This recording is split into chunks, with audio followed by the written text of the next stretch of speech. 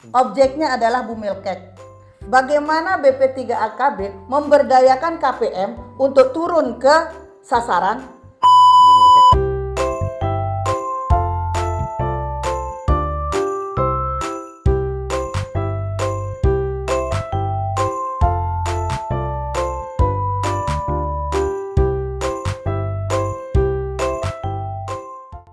Assalamualaikum warahmatullahi wabarakatuh. Kembali lagi bersama kami di Prima Podcast, portal informasi kesehatan masyarakat.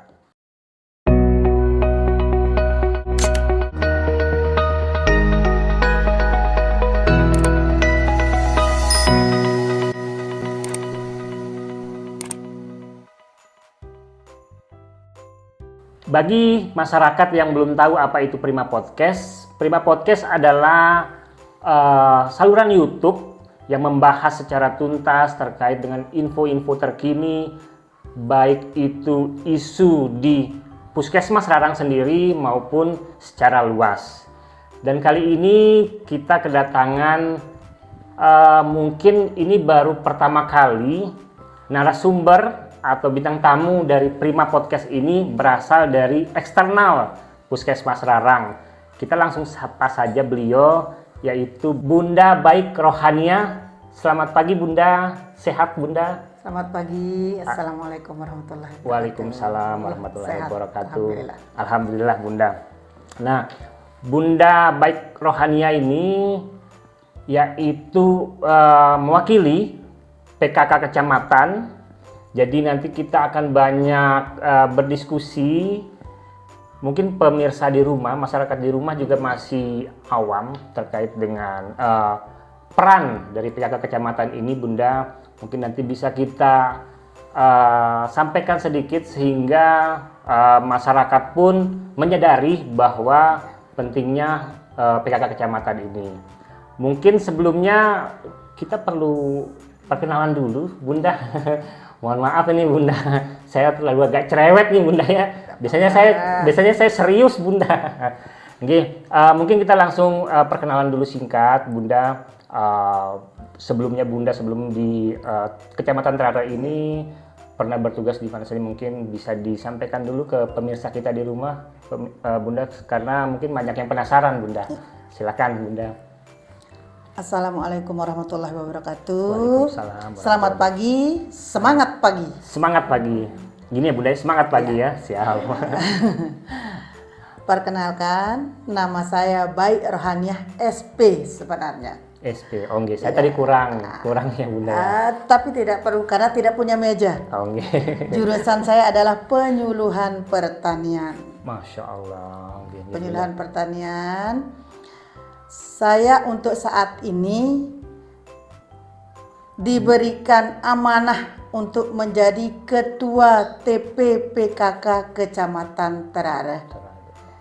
Karena saya adalah istri dari Bapak Camat Terare. Oke, siap Bunda. Masalah pengalaman, sebenarnya pengalaman saya tidak banyak. Karena saya orang baru di sini. Tapi kalau untuk berorganisasi, alhamdulillah saya adalah orang yang suka berorganisasi. Nah, cocok nih Bunda. Ya, Cocok sekali nih Bunda. Suka berorganisasi karena ilmu itu tidak harus kita dapatkan dari bangku pendidikan. Yes. Dari organisasi itu pengalaman luar biasa yang bisa mendidik kita bagaimana kita berkomunikasi, bagaimana kita saling menghargai, saling berdiskusi. Itu saya dapatkan dari organisasi. Itu sebenarnya suami saya, Bapak Camat Terare, baru pindah ke Lombok Timur ini 2 tahun. 2 tahun. Ya, okay. Jadi pada awalnya saya menjadi anggota Dharma Wanita di Dinas Kelautan dan Perikanan Lombok Timur. Okay. Baru selanjutnya dipindahkan saya menjadi anggota Dharma Wanita di Dinas Sosial Lombok Timur. Okay. Dan selanjutnya pindah lagi menjadi anggota Dharma Wanita di Dinas Ketahanan Pangan Lombok Timur. Dan terakhir diberi amanat untuk menjadi Ketua TPPKK Kecamatan Terare. Kalau di Terare sudah berapa lama Bunda? Kalau di Terare baru 2 bulan. 2 bulan. Oke, berarti ini kita butuh nih pengalaman Bunda yang sebelumnya kita butuh nih. Warga Terare sudah menunggu nih Bunda. Siap. Mungkin untuk Kecamatan Terare bagaimana masyarakatnya, bagaimana saya belum paham betul karena saya baru masuk. Tapi saya berusaha untuk ingin tahu lebih banyak tentang rakyat Kecamatan Terare. Kenapa? Karena saya juga selain menjadi rakyat, bagian dari rakyat Kecamatan Terare. Alhamdulillah dengan saya ada di PKK Kecamatan Terare, paling tidak saya mendapatkan informasi secara langsung dari anggota saya. Bagaimana setiap desa yang ada di Kecamatan Terare ini. Kebetulan di Kecamatan Terare ada 16 desa. 16 desa, betul. Sebelumnya, setelah saya menjadi ketua TPPKK Kecamatan Terare, saya berusaha menerapkan apa yang saya tahu, yaitu dengan reshuffle pengurus. Pertama, reshuffle pengurus. Di dalam kepengurusan saat ini di TPPKK Kecamatan Terare, saya berusaha untuk semua ketua TPPKK desa menjadi anggota di TPPKK Kecamatan Terare. Itu salah satu strategi. Salah satu strateginya dengan didampingi 2 orang wakilnya, entah itu dari Pokja manapun. Kenapa seperti itu? Tujuannya pertama untuk memperpendek informasi. Mempersingkat mempersingkat informasi. Jadi segala informasi yang ada di kecamatan cepat sampai ke desa. Begitu juga sebaliknya. Segala informasi yang ada di desa kita tahu di kecamatan. Karena anggota PKK kecamatan ini kan selain TPPKK yang ada di desa, PKM seluruh desa dan orang-orang kecamatan juga. Gitu. Nah, kenapa saya ambil strategi seperti itu? PKK ini berkegiatan bukan hanya di badannya sendiri, di grupnya sendiri, di PKK kecamatan itu sendiri. Nah, jika PKK desa menjadi anggota PKK kecamatan, otomatis segala kegiatan yang di PKK desa menjadi bagian dari kegiatan PKK kecamatan. Itu poinnya. Di situ kita bisa saling sharing, saling berbagi, karena setiap desa tentunya punya keistimewaan sendiri-sendiri. Dan saya berkeyakinan setiap orang punya potensi dan berhak untuk memunculkan potensinya, diberi ruang untuk mengeluarkan potensinya. Saya setuju. Poinnya di situ Bunda. Betul. Jadi selain strategi mereshuffle pengurus tadi, poinnya tadi di situ memang. Jadi ketika kita diberikan ruang untuk mengeluarkan potensi, maka hasil yang diinginkan itu bisa maksimal. Semoga, saya berharap seperti itu. Walaupun baru tumbuh, baru saja saya mulai, saya berharap kedepannya akan bisa berjalan. Nah, salah satu caranya adalah semua di dalam PKK itu ada 4 Pokja. Pokja 1, Pokja 2, Pokja 3, dan Pokja 4. Di mana masing-masing Pokja membidangi, yang Pokja 1 itu keagamaan dan gotong royong, Pokja 2 pendidikan, Pokja 3 ketahanan pangan, yaitu sandang pangan papan, dan Pokja 4 masalah kesehatan masyarakat, masalah kesehatan. Nah, dalam semua Pokja itu intinya satu, apapun yang kita lakukan intinya satu, titik poinnya pada masyarakat itu sendiri. Betul, Bunda. Itu muaranya ke masyarakat sendiri. Muaranya ke masyarakat itu sendiri. Tinggal bagaimana kita sebagai penggerak, pengurus di kecamatan yang tugasnya kepanjangannya TPPKK, tim penggerak. Jadi fungsi kami adalah menggerakkan tim penggerak yang ada di desa untuk memberikan dukungan, bimbingan dalam segala hal pada rakyatnya. Pemberdayaan itu yang paling penting. Terus walaupun hanya baru berupa program kerja, saya bangga dengan tim saya karena mereka punya mereka punya kemampuan sendiri-sendiri. Sebenarnya banyak juga desa di Terare ini yang sudah istilahnya sudah maju, sudah ya. hanya saja tidak muncul. Kenapa? Itu tadi. Ruangnya tidak diberikan. Ya, ruangnya tidak diberikan dan selain ruangnya tidak diberikan, tidak diekspos. Yes. Itu yang paling benar. penting. Jadi masyarakat tidak tahu. Ya, walaupun dia punya ruang, jika dia tidak terekspos, jadi orang lain tidak akan melihat. Yes. Nah, bagaimana orang tahu jika dia tidak menampilkan diri? Setuju, Bunda. Ya, Setuju itu. dengan itu. Jadi mungkin saya perlu ulangi sedikit, Bunda. Strategi yang Bunda ambil di awal ini adalah mereshuffle pengurus. Ya. Nah, peran dari TPP PKK ini, kecamatan ini, seperti yang Bunda sampaikan tadi.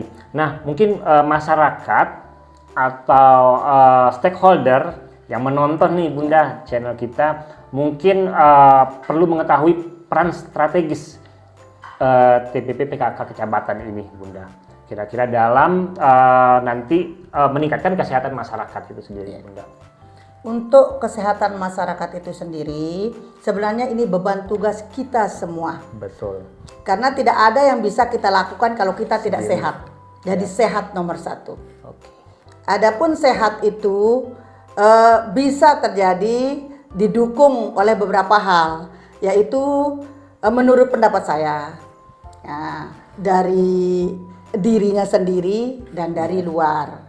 Dari luar itulah peran kami menggerakkan, yaitu mungkin kalau soal pengetahuan, tentunya pengetahuan tentang gizi masyarakat ataupun kebersihan masyarakat yang dibidangi oleh bisa bekerja sama bidang pendidikan dengan KPM ya, Pokja 4, Pokja 1 dan Pokja 4, Pokja 2 dan Pokja 4 yang dilandasi dengan keyakinan, karena agama kita juga mengajarkan tentang itu, kesehatan, kebersihan, terkaitlah menjadi Pokja 1, Pokja 2 ke Pokja 4. Oke. Nah, untuk mendukungnya, gizi itu akan berbentuk. Apa bentuknya? Ya tentunya makanan. Dari mana hal itu bisa didapat? Dari pangan. Dari mana pangan itu? Insya Allah kami membentuk kebun belajar. Kebun belajar di kecamatan. Oke. Ya, menanam semua segalanya, sayuran berbagai jenis. Kenapa dijadikan kebun belajar? Agar semua TP PKK desa bisa belajar di kecamatan, bentuk nyatanya, dengan harapan untuk dipraktekkan kembali di desa. Nah, untuk dipraktekkan kembali di desa, dimanapun terserah, boleh dia di kantor desa atau dimanapun. Karena kenapa? Karena di PKK ini kuncinya ada di P2L. Oke. Ya, pengembangan pangan lestari ya, pekarangan pangan lestari. Pekarangan pangan lestari. Nah, itu sama saja sebenarnya. Intinya di situ. Ada juga hatinya PKK. Nah, hatinya PKK. Iya, hatinya PKK halaman halaman tumbuh indah asri dan nyaman ya. Itu PKK ya. Itu semua intinya di situ. Kunci itu untuk kelengkapan gizi. Gizi masyarakat. Nah, tujuan kami buat kebun belajar dulu di kecamatan. Setelah itu selesai, ini masih dalam proses. Siap. Doakan kami berhasil. Amin. Ini kalau sudah saya di kebun belajarnya, lalu anggota dulu belajar yang tadi itu terdiri dari semua TPPKK desa belajar yang 16 desa itu, karena bertanam itu tidak hanya saja karena tanam, butuh ilmu. Betul, Bunda. Betul. Apapun jadi yang kita lakukan, apapun Siap. yang kita lakukan, walaupun kelihatannya sepele, tapi butuh ilmu. Tumbuh iya, berhasil atau tidaknya tergantung keilmuannya. Betul. Jika mereka rencana awalnya begitu kebun sudah jadi, kita akan berikan edukasi, edukasi bagaimana bertanam. Setelah mengerti semua, baru dilanjutkan dengan prakteknya. Saya yakin itu bisa. Praktek. Iya. Siap. Prakteknya. Nah, diwujudkan dengan terbentuknya kebun belajar di desa masing-masing. Karena apa? Karena masing-masing desa punya dana ketahanan pangan. Wah, Artinya Masing-masing desa ya. Jadi itu bisa bisa, berkelanjutan ya, Bunda. bisa berkelanjutan. Karena pengalaman saya selama ini, saya bicara sekarang sebagai rakyat ya, Baik. bukan sebagai rakyat. Pengalaman saya ini sebagai rakyat, saya kebetulan juga ketua Dasma Wisma di desa saya. Di desa saya, ya. Saya ketua TPPKK Kecamatan Terare yang menjadi rakyat di Kecamatan Montong Gading. Nah, Oh, gitu. oke. Jadi pengalaman saya jadi rakyat, Bunda. nggih. Pengalaman saya jadi rakyat, kebetulan alhamdulillah saya sebenarnya ketua Desa Wisma, saya ketua Pohlasar, saya ketua KWT. Nah, yang menurut pengalaman saya selama ini sebagai rakyat, walaupun saya ditunjuk seperti ketua itu, tadi, iya. iya. Tapi itu kan penunjukan langsung karena kebetulan saya berkegiatan. Nah, jadi tidak melalui proses. Itulah yang ingin, oke. pengalaman itulah yang ingin saya terapkan, bahwa semua butuh proses. Siap Bunda. Semua butuh proses. Nah, dari proses itu bisa kita menilai sebenarnya siapa yang benar-benar bersungguh-sungguh, Menjalankan. iya, menjalankan dan memang Tugas sukarela iya, ini kalau menurut saya tugas iya. sukarela ini, Memang Bunda. PKK itu tugas sukarela. Betul, Bunda. Gitu. Siap. Dari proses ini keterkaitannya juga masalah isu pemerintah yang sekarang ya, yang dibebankan nasional. ya, isu nasional. Saya juga menarik mau bahas itu tadi Bunda, saya mau tanyakan terkait dengan tadi kan dibahas gizi ya. Nggih. Ya. Tadi saya menarik garis terkait dengan isu nasional kita yaitu stunting. Ya, Bunda. betul. Nah itu mau saya bahas apakah peran dari PKK ini di stunting ini Bunda. Iya. Mungkin bisa. Terima kasih. Siap. Kebetulan khusus mengenai stunting yang sudah beberapa tahun ini ya menjadi beban tugas kita semua. Itu, dan kebetulan untuk para wanitanya, waktu saya masih di Dharma Wanita, ketua Dharma Wanita membebankan tugas itu kepada semua OPD menjadi tanggung jawab bersama. Paling tidak bisa mengurangi dengan cara masing-masing, dengan teknik masing-masing. Itu yang paling penting, itu ya. Jadi semua OPD dulunya waktu masih stunting, tapi sekarang sudah beralih karena stunting itu bersumber dari bumilkek kan. Yes. Sekarang sudah beralih. Sekarang tugas kita memperhatikan bumilkek. Masing-masing OPD 10 orang bumilkek yang 10 dibina. orang. 10 Oke. orang masing-masing OPD. Tapi sekarang saya di kecamatan, sebenarnya kan peran saya 2, menjadi anggota Dharma Wanita Kecamatan sebagai istri pegawai negeri, dan yang utama menjadi ketua PKK sebagai istri camat. Nah, saya bersyukur bisa ada di sini karena menurut hemat saya, dengan saya ada di sini, sasaran yang dituju itu lebih dekat. Betul Bunda. Lebih dekat. Langsung ke masyarakat ya Bunda ya. Lebih dekat. Sebenarnya masalah bumilkek, stunting itu terjadi bukan, menurut hemat saya, menurut pendapat saya, bukan hanya karena dia kekurangan gizi. Bukan semata-mata dia karena kekurangan gizi. Dan bukan semata-mata karena sasaran itu tidak mampu. Tapi saya lihat sekarang betul-betul pemerintah memperhatikan betul masalah ini. Dengan dilihatnya kita digerakkan semua OPD bersama bantuan dari berbagai sumber ya, dikhususkan untuk stunting ini. Tapi menurut hemat saya tidak cukup dengan memberi bantuan. Nah, ini apa nih kira-kira Bunda? Tidak cukup dengan memberi bantuan.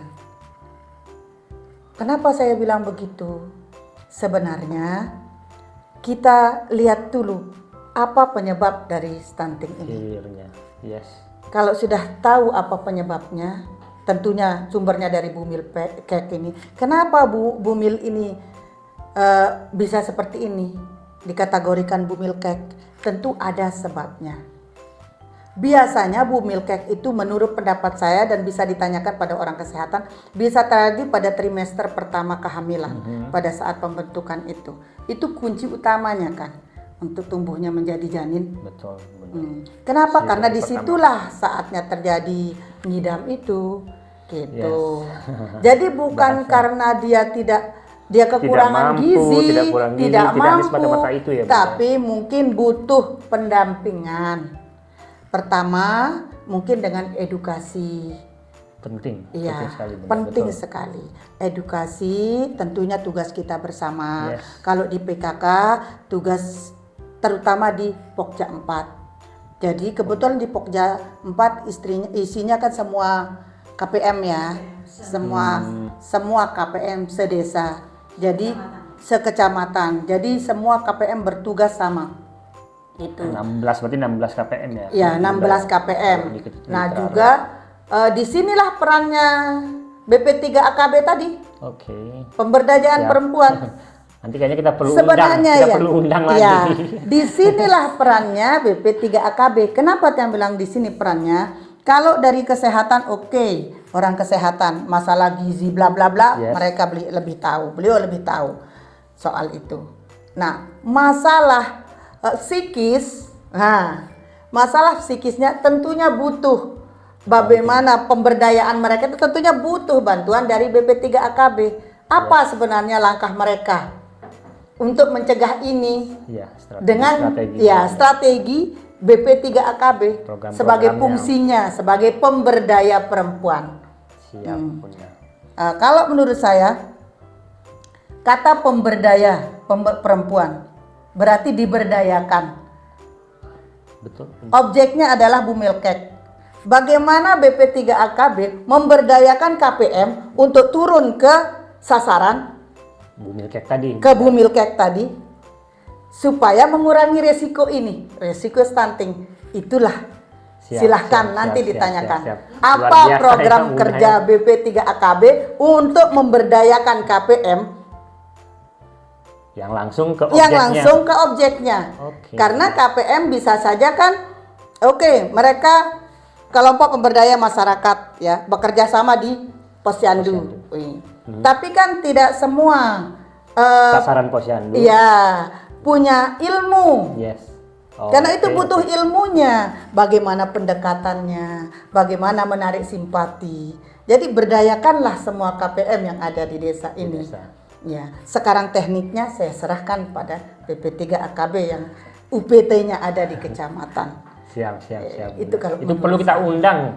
Perlu kita undang itu, perlu, Bunda. nah, perlu kita tahu Iya, prokernya. benar. Siap, Nah, siap, Bunda. itu. Kalau saya pertama itu tadi ya, Iya, Bunda. edukasi. Nah, langkahnya kalau di PKK memberdayakan KPM,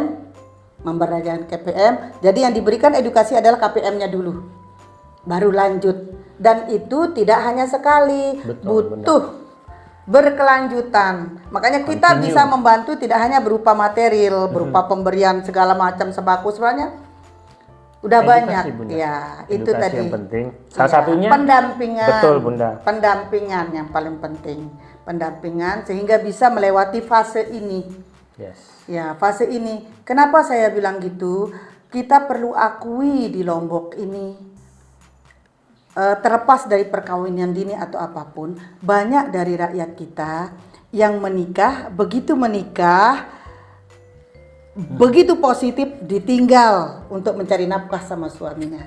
Nah, fase inilah sebenarnya yang krusial ya, Bunda. Fase inilah yang krusial. Siap. Gitu. Jadi bukan hanya gizinya yang kurang, tapi perhatian. Karena Bumil kan butuh itu. Jika dia sudah bisa melewati ini, insya Allah stunting tidak akan terjadi lagi. Amin. Bisa kita cegah lah, Bunda ya. Insya Allah bisa kita cegah. Itu kalau menurut pendapat saya sebagai orang awam dulu ini. Dan memang benar, Bunda, dan itu sejalan dengan pemikiran kami yang ada di kesehatan. Nah, menarik, Bunda. Saya rasa ini tidak cukup dengan satu kali tayang ini, Bunda. Jadi mungkin butuh part-part selanjutnya ini, Bunda. Insya Allah. Karena pengalaman Bunda mungkin kita butuhkan. Bagi kami yaitu sebuah integrasi, tapi bagi masyarakat membutuhkan pengalaman Bunda. Nah, terakhir Bunda, sebelum kita tutup, mungkin tipsnya ini Bunda buat masyarakat kita, Bunda, terkait dengan peran Bunda di Terare ini, Bunda.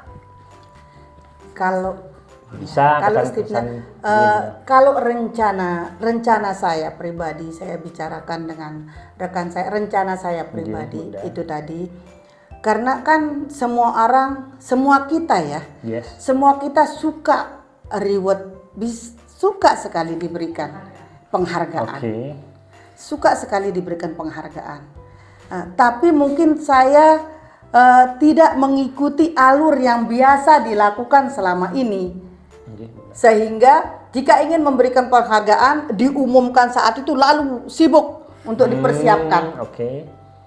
Tidak saya ikuti alurnya. Rencana saya apapun posyandunya, kadernya, KPM-nya semua dilombakan, tapi melalui proses. Mereka berhak mendapatkan penghargaan. Saya bilang sama rekan saya, bagi KPM yang bisa menurunkan angka bumil cake bahkan stunting sampai pada masa yang ditentukan, entah itu 17 Agustus atau kapan, itu kan melalui proses. Betul. Kita belikan reward. Jadi mereka tidak tahu. Memang kita kasih tahu ini dilombakan loh, tapi sepintas tanpa mereka sadari kita tetap nilai. Tetap Oke. nilai. Sehingga pada akhir proses kita tahu siapa yang betul-betul bekerja. Tulus bekerja. Tulus bekerja. Oke, Bunda. Itulah orang yang memang benar-benar berhak untuk mendapatkan penghargaan. Reward itu atas Ya, hasil reward kerjanya. itu atas hasil kerjanya yang ikhlas. Betul, Bunda. Kan dia tanpa berharap, tanpa dia tahu. Dia lupa itu karena melalui proses. Nah, karena kesungguhannya, karena keikhlasannya, prosesnya panjang, sehingga dia berhak untuk mendapatkan itu. Itu saya mungkin tidak sejalan jika semua harus dipersiapkan. Lomba posyandu jadi semua sibuk siapkan ini, saya tidak sejalan. Siap. Biar seperti itu, jika ada kekurangan setiap kali kita kunjungan, kita kasih tahu. Kurangnya di sini loh, bisa seperti ini. Nah, nanti suatu saat kunjungan lagi sudah berubah atau tidak. Jadi sekaligus kita mengedukasi. Sekaligus kita mengedukasi. Itu. Terima kasih Bunda, Sama-sama. luar biasa. Saya sampai speechless Bunda. Saya biasanya cerewet Bunda, jadi kadang tadi saya menyimak. Jadi ilmu-ilmu baru bagi saya Bunda, apalagi bagi masyarakat di rumah. Nah, sekali lagi terima kasih Bunda. Sama-sama. Atas waktunya berkunjung di podcast kami ini. Insya Allah nanti kalau misalnya ada pertanyaan-pertanyaan dari masyarakat, nanti mungkin kita bisa konfirmasi langsung ke Bunda. Oke. Kalau gitu pemirsa di rumah, daging semua kalau menurut saya tadi yang kita perbincangkan. Nanti kalau misal ada pertanyaan bisa langsung disampaikan di kolom komentar. Dan jangan lupa juga kunjungi Instagram kami di UPT BLUD Puskesmas Rarang.